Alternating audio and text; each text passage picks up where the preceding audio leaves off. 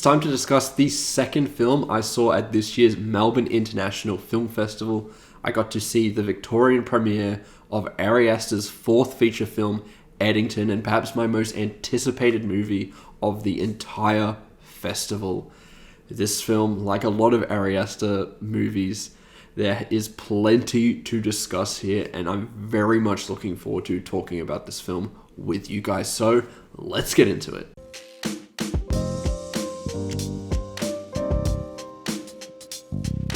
I have to be honest, I was a little bit trepidatious going into this screening because Aster is such an unpredictable filmmaker, which can be a really great thing, but I was a little bit nervous in this new direction that he's going in at the moment.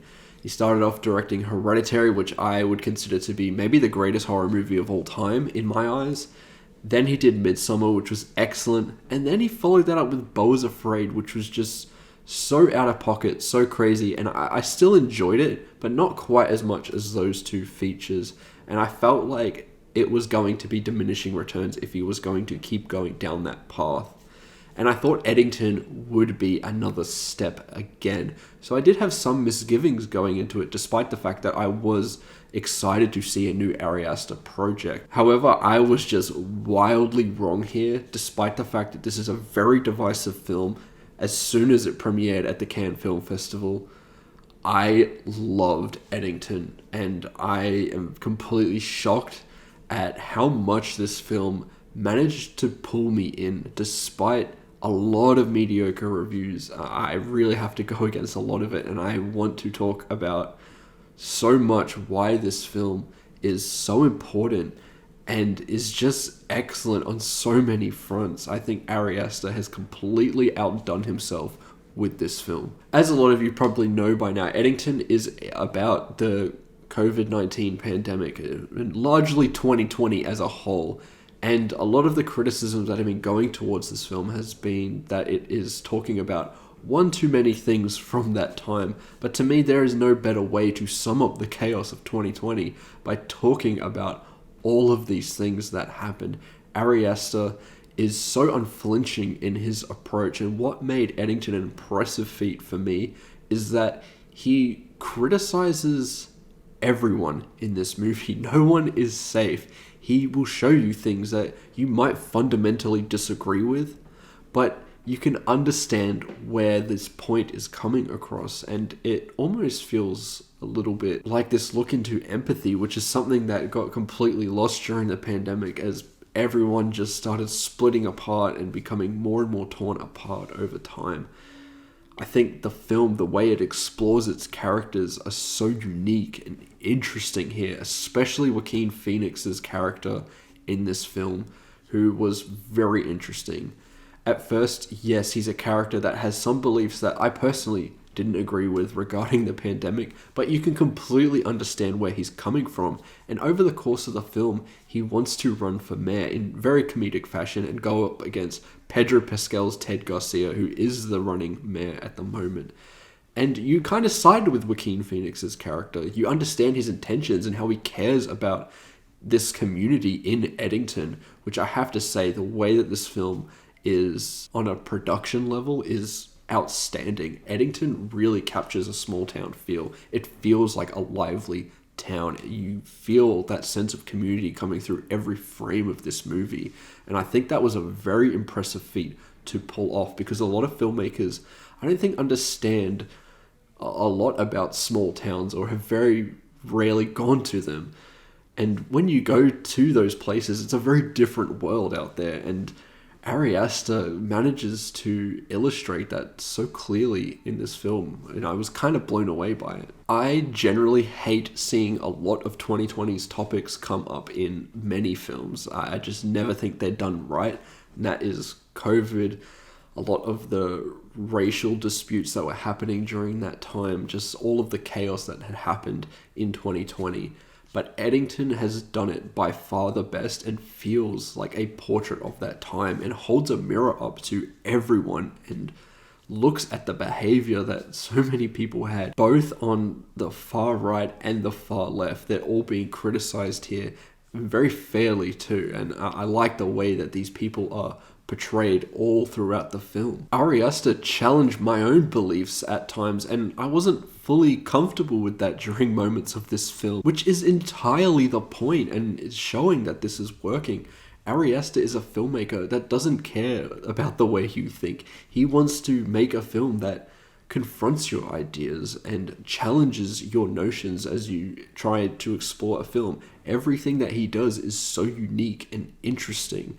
Whether you like it or not, you will have something to talk about after an Ari Aster film, and Eddington is no different. And I think that this is his most substantial piece in terms of what he's talking about. Joaquin Phoenix's Joe Cross, as I said before, is someone that you heavily sympathize with and understand his values, even if you might not agree with everything that he believes in. But as the film slowly progresses, Ari Aster once again challenges your beliefs and turns these characters on their head and makes you question everything that came before. I just think it was such a brilliant way of capturing the essence of 2020 when you see this character who is just a sheriff go into the world of politics, and it slowly gets nastier and nastier as he goes up against Pedro Pascal's Ted Garcia, who seems at first to be a very well-meaning mayor who cares about his community. But as the film slowly progresses, you realize he's quite two-faced and very fake, like a lot of politicians are. But the way that Ari Aster communicates this is done through very great satire and just some straight-up laugh-out-loud moments. The comedy in this film is just top-notch, I believe, with a great fake campaign ad that had the whole screening just laughing in the theater. Everyone was having a good time with this movie. Felt like the right audience to watch Eddington with, and it was just a whole lot of fun. You see what is starting off as a fairly honest and at least typical debate between two politicians trying to vie for a position, but it just slowly gets nastier and nastier to the point where it gets quite sinister and kind of chaotic. And this film completely turns everything on its head, as it feels like a satire and exploring COVID and all these topics, but it slowly gets darker and darker to the point where you see a lot of violence break out, which was emblematic of 2020 itself. There is some tough subject matter in here beyond COVID-19. It's also talking about Antifa and George Floyd and what happened there.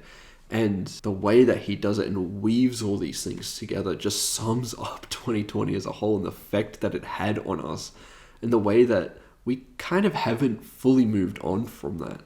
Eddington to me feels like a mirror to everyone, for better or for worse, and I really appreciate the bravery Ari Aster had in just putting it all out there like this and telling a movie in just such an honest fashion. There's also great satire in here about the way that people can utilize social justice as a way of attention seeking. This is explored through some of the younger characters in this film who say a lot of things, but what they do completely just disregards what they just said. It makes them look like an absolute hypocrite, and that works to the comedic effects of this film. There's one where this young teenage guy is trying to pick up a lady, and he starts adopting all of these political beliefs. He spits it out in front of his family, and they just completely disregard what he says in the most offensive fashion. And it's hilarious. It works so well for this film. There's also moments where a character like that will say something, but if they truly believed it, they wouldn't be saying anything at all. There's just moments of contradiction, and the way that Ari Aster plays with that irony is just genius. Something that really permeates through a lot of this film, beyond a lot of this social commentary, is the way that phones and devices and data influences our minds and changes our beliefs and makes us become completely different people. As what happens to Joaquin Phoenix's character throughout this film. He's getting fed a lot of bullshit on his phone, and you kind of see that slowly change this character. It's not the key thing that does it, but it does have an influence and puts those ideas into his head that make him take it one step further as these real world events are affecting him personally. When this film breaks out to all out violence, it was very shocking, but it worked incredibly well.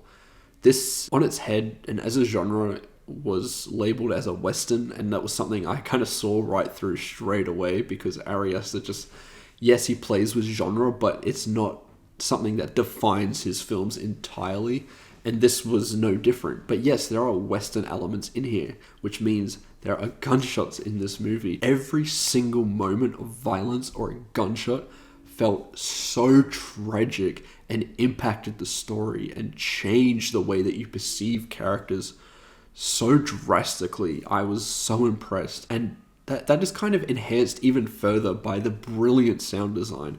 There is a use of a sniper in this film, and you kind of see a flash go off before you hear the bullet hit someone, and something like that, a little detail like that, makes it sound all the more horrific. There are some of those touches of horror in this film. Ari Aster is a master of playing with shadows and tricking your mind and forming some kind of illusion, playing with your imagination, and he does something like that here with one character. Such a brilliant way of utilizing that in this film. I haven't even managed to talk about the excellent supporting characters here. I mean, Emma Stone is in this, one of the best actresses working today.